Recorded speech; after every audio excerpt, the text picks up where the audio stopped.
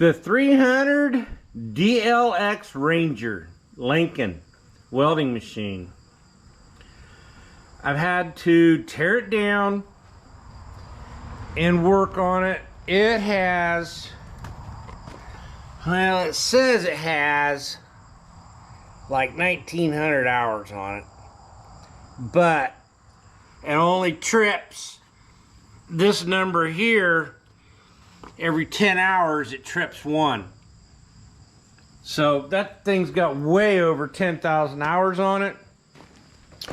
And I could hear a tick in it that I didn't like when it was running.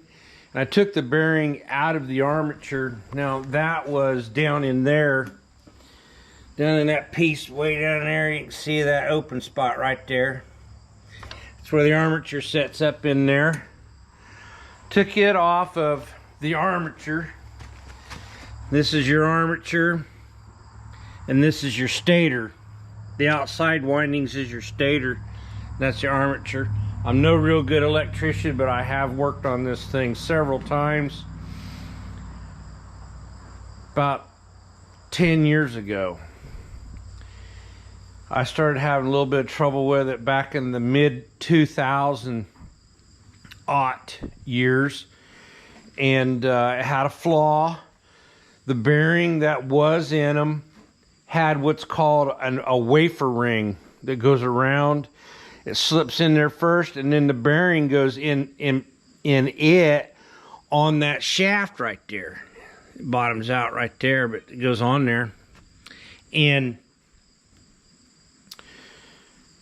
I've decided, and I was told to put a different bearing on it. The motor, it has probably over 10,000 hours on it.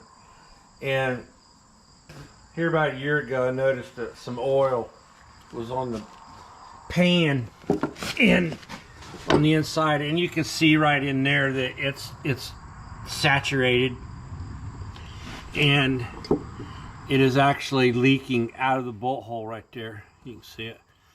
So this seal is right here, and we're going to take that seal out.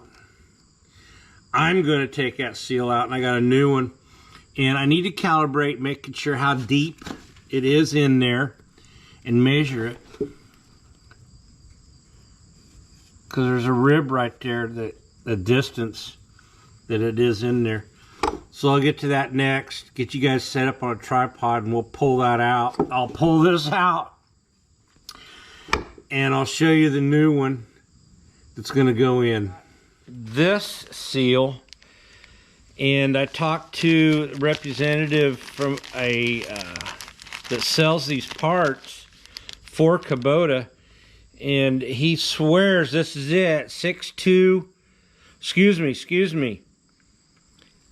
16285-04460.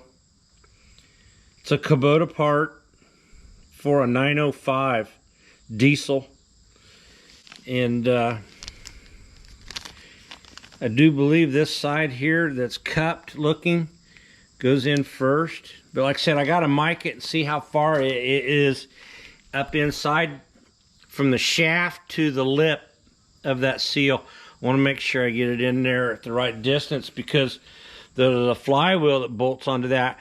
And I also center punched marks on one side on the flange of that crankshaft and on the flywheel inside. So I just don't want to mess up the balance of it. And I marked also, there's weights on that flywheel where this bolts up. Everything's been marked. That way, if it's been balanced, it's all good. This part right here, there's a wear ring in here. I push this back in a little bit, maybe. Anyways, right here below this lip, there's a wear ring on the crankshaft, and the old seal has like a felt liner on the outside where that lip's at, and I'm just getting a screwdriver in here and working it. Well, it's a pointed, I've pointed this and curved it, and instead of using a giant seal puller, they probably make smaller ones, but and just working it around, and it pops right out. There you go. Okay, there's the old one, and it just popped right out. So what I'm going to do is I'm going to clean that real good with some brake cleaner, and get all the oil off of it, and this wear ring too, clean it. I might even take a little Scotch-Brite to that wear ring. Just make sure that there are no wagon tracks on it. And the new one, I'm going to put a little bit of black silicone, whatever I hear it's black adhesive sealant silicone on the outer edge of this,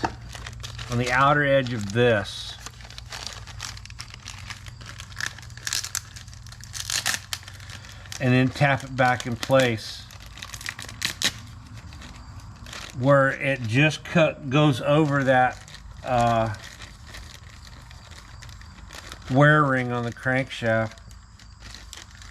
So I'm not going to take it out yet because I might drop it, but I'm going to put it on the outside of that ring there just a little bit, just enough to where I press it in, it'll seal it some. But yeah, that thing was old. Get it all in there. I'm not going to spray the inside of this yet. I want to get the seal in there clean and get it in there first, and then I'm going to wipe this down and clean it a little bit, and won't have to worry about leaking oil anymore. That's for sure.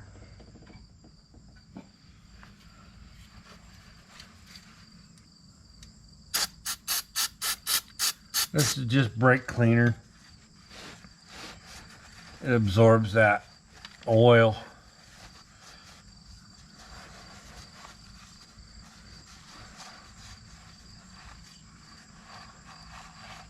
I believe I'm using CRC brake cleaner.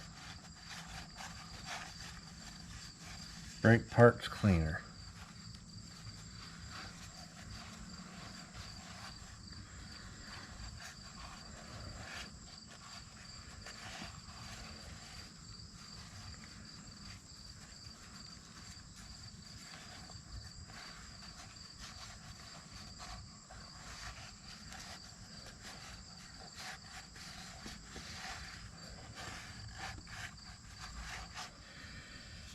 Wish a tractor was this easy. I don't know what the Kubota tractors, I'm guessing they are the same as this.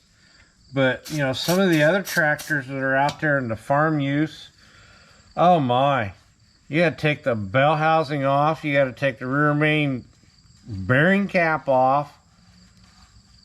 And then you get to this seal.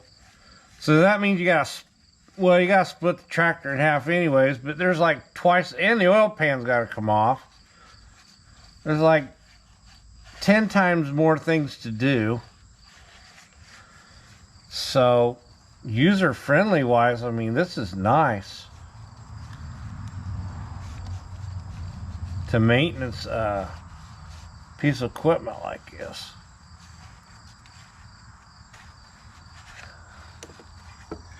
Okay, I do see some wear ring, or some wear wagon tracks on this part right here.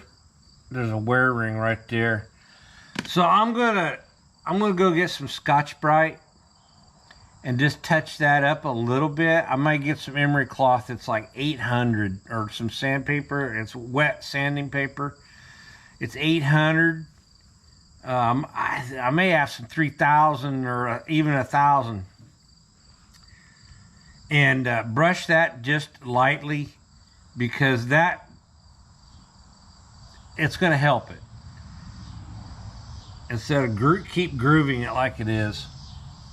So I'm going to go get some really fine emery cloth sandpaper. What I've done is taken some 1,000 and gotten it in there and just sanded it real nicely all the way around and got like a glaze off of it, and it's nice and smooth. So now after that, I took that brake cleaner and a towel and cleaned it real good all the way back in there. Now I'm ready to put the seal in.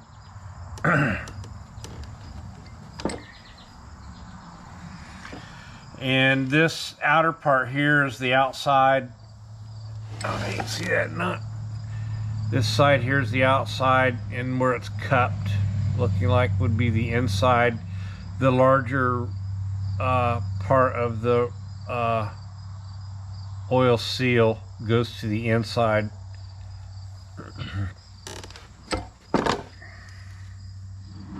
So now I'm going to put some silicone just on the outside of that seal. Just a little bit of it, not a lot. Just enough to give it some sticky to it so that it helps seal. I don't think they recommended it, but that's what Tracy's gonna do. So it's good to do that. It'll leak around that seal if you. I believe it will.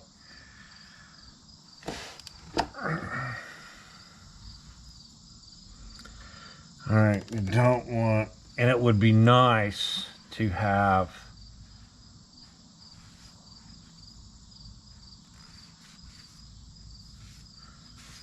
some kind of motor oil on that. You don't want Permatex down inside there. You want that clean. But it would be nice to have, got my finger in there already. It would be nice to have a little coat of oil there. That way it doesn't have a dry start when we get ready to turn the motor over. And it's going to be another few days before I do get it all bolted back together.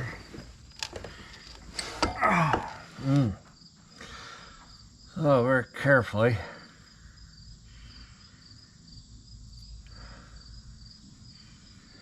Put it in my hand maybe.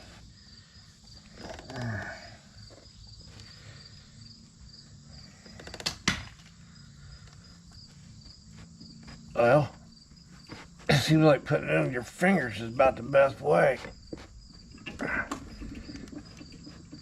Get it even. It's all the way in, started. Burner it was just about a minute ago.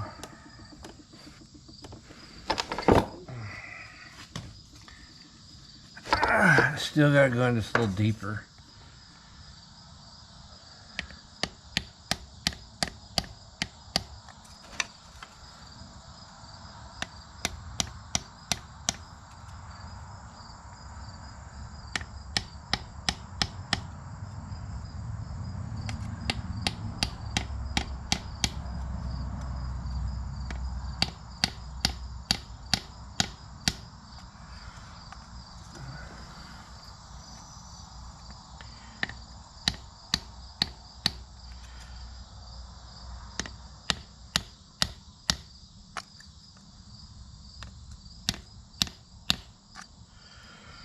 A little more. Hey, it's just touching the outside of that wear ring, and it was past that.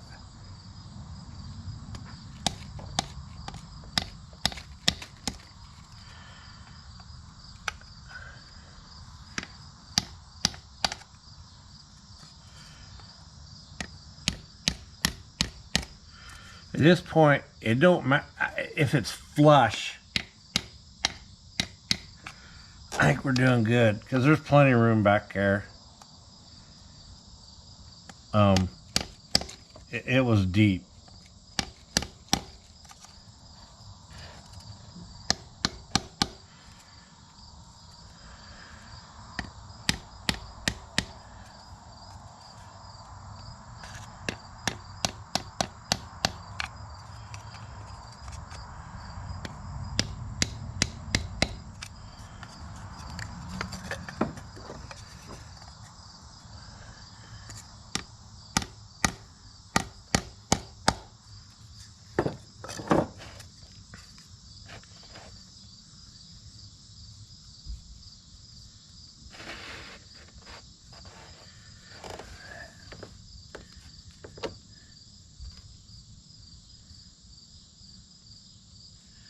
pretty good. It's in there. It's flush. It's got sealant on it all the way around. And I'm not going to mess with it. I'm not going to bolt anything up to it because I want to put probably oil on the threads and torque them.